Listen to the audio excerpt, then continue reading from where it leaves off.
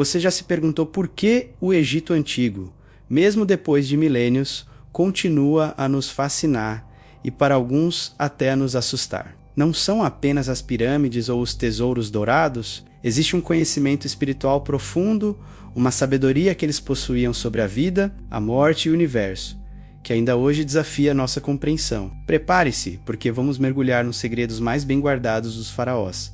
E eu garanto que você não olhará para o Egito da mesma forma. Para entender o Egito, precisamos primeiro entender a sua visão do mundo. Para eles, o universo não era um lugar frio e sem sentido. Era um cosmo vivo, pulsante de energia divina. Cada aspecto da natureza, do nascer do sol ao fluxo do rio Nilo, era uma manifestação dos deuses, os Neteru. Esses deuses não eram apenas figuras mitológicas, eram as forças fundamentais que governavam a realidade. Ra, o Deus Sol, não era apenas uma história para dormir. Ele era a própria energia da vida, a força que garantia que o mundo não mergulhasse na escuridão eterna do caos. Essa crença permeava tudo. A vida no Egito era um ritual constante, uma dança harmoniosa com o divino. A arquitetura dos templos, por exemplo, não era aleatória. Cada pilar, cada corredor, cada hieróglifo era projetado para alinhar o espaço físico com o cosmos, criando portais onde o mundo humano e o divino podiam se encontrar. Os sacerdotes não eram apenas líderes religiosos, eram cientistas, astrônomos e magos. Eles estudavam os céus para entender o ciclo dos deuses e realizavam rituais complexos para manter o Maat, o equilíbrio cósmico, a ordem e a justiça. Sem o Maat, o mundo sucumbiria ao Esfete, o caos. É essa noção de uma realidade delicadamente equilibrada que já começa a nos dar uma pista do poder que eles acreditavam manipular. Agora, vamos falar do que talvez seja o aspecto mais famoso e assustador: a sua obsessão com a morte. Mas aqui está o segredo. Para os egípcios, a morte não era o fim. Era uma transição, uma porta de entrada para uma nova forma de existência, a vida eterna. Todo o processo de mumificação, os túmulos elaborados, o famoso livro dos mortos, tudo isso não era por medo da morte, mas sim uma preparação meticulosa para a jornada que viria a seguir. Imagine a alma, ou melhor, as diferentes partes da alma,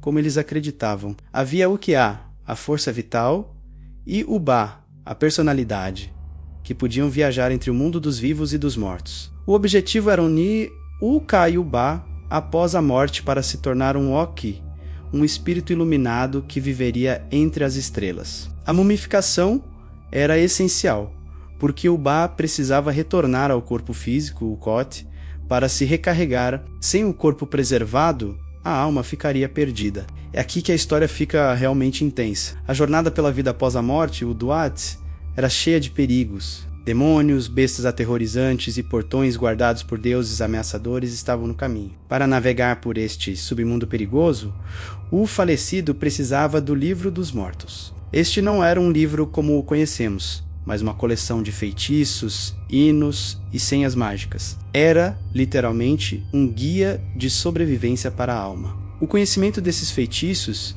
era a diferença entre alcançar a vida eterna ou enfrentar a aniquilação total, ser devorado por Amit, a devoradora de almas, uma criatura terrível com cabeça de crocodilo, corpo de leão e traseiro de hipopótamo. O clímax dessa jornada era a cerimônia da pesagem do coração, o coração do falecido, considerado a sede da consciência e da moralidade. Era pesado em uma balança contra a pena de Mate, a deusa da verdade e da justiça. Se o coração fosse mais pesado que a pena, significava que a pessoa tinha vivido uma vida de maldade, e seu coração seria entregue a Amit fim de jogo. Mas se o coração estivesse em equilíbrio, a alma provava sua pureza, e era concedida a passagem para o paraíso, o campo de juncos. Essa ideia de um julgamento final, onde cada ação sua é pesada, é uma noção poderosa e, convenhamos, um pouco assustadora até hoje. Mas o conhecimento egípcio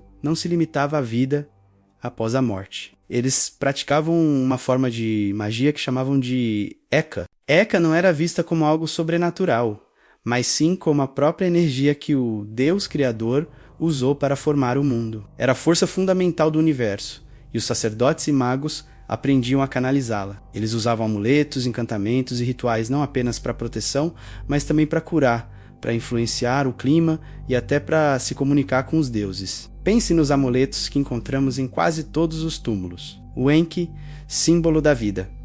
O olho de Horus, para proteção e cura. O escaravelho, Repri, símbolo da ressurreição. Estes não eram meros enfeites. Eram ferramentas mágicas, imbuídas de Heka, destinadas a proteger ativamente o portador no mundo físico e espiritual. Os egípcios acreditavam que as palavras faladas ou escritas tinham um poder imenso. Escrever o nome de uma pessoa era dar-lhe existência. Apagar o nome era condená-la ao esquecimento eterno, a pior punição possível. É por isso que os faraós posteriores às vezes apagavam os nomes de seus antecessores dos monumentos.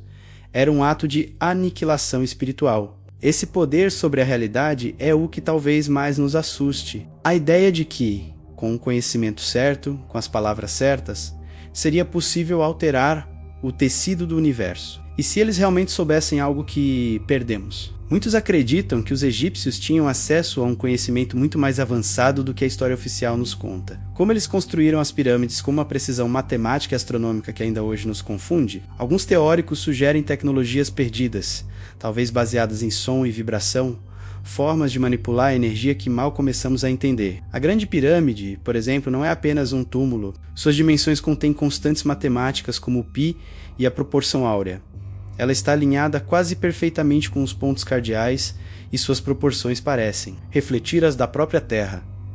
Coincidência? Para muitos, isso é evidência de uma ciência sagrada, uma compreensão da física e da geometria que era totalmente integrada à sua espiritualidade. Eles não viam separação entre ciência e religião. Eram duas faces da mesma moeda, a busca pela compreensão do cosmos. E o que dizer das famosas maldições? Quando a tumba de Tutankhamon foi aberta em 1922, uma série de mortes misteriosas se seguiu entre os membros da equipe de escavação. A imprensa mundial falou da maldição do faraó. Cientificamente, podemos explicar isso por fungos ou bactérias adormecidas por milênios. Mas do ponto de vista egípcio, seria uma consequência lógica. Eles colocaram feitiços de proteção poderosos em seus túmulos. Perturbar o descanso de um faraó era violar uma ordem sagrada. Era desafiar o Heka deixado para trás pelos sacerdotes mais poderosos do reino. A ideia de que um feitiço possa atravessar milênios e ainda ter efeito é profundamente inquietante. Então, por que esse conhecimento ainda nos assusta? Porque ele nos confronta com a possibilidade de que nossa visão moderna e materialista do mundo seja incompleta. Os egípcios nos lembram que pode haver outras realidades, outras forças em jogo que não podemos medir em nossos laboratórios. A sua sabedoria fala de uma conexão profunda entre a consciência e o universo, da imortalidade da alma e de um poder latente dentro da própria criação. Eles não apenas acreditavam nisso, eles viviam isso. Cada aspecto de sua civilização, da agricultura, arquitetura, da política, arte, era uma expressão dessa profunda verdade espiritual. E talvez o que nos assuste seja um eco de reconhecimento. Talvez, no fundo, uma parte de nós sinta que eles estavam certos, que a vida é mais do que vemos, que a morte não é o fim e que o universo é de fato mágico. O legado do Egito Antigo não são apenas pedras e areia. É um desafio à nossa percepção da realidade, um convite para olhar além do véu e vislumbrar os segredos eternos do cosmos. O conhecimento deles era um mapa completo da existência, desde o momento da criação até o destino final da alma. E enquanto continuamos a decifrar seus hieróglifos e a escavar seus segredos, a pergunta permanece: quanto mais descobriremos e estamos realmente preparados para as respostas que podemos encontrar? O Egito nos ensina que o conhecimento é poder. E o poder, especialmente o poder sobre a vida e a morte, é e sempre será algo a ser respeitado e talvez temido. Muito obrigado por me acompanhar nesta jornada incrível pelos mistérios do Egito Antigo. Se você gostou desse mergulho profundo e quer explorar mais segredos da história, não se esqueça de deixar o seu like, se inscrever no canal e ativar o sininho para não perder os próximos vídeos. Até a próxima!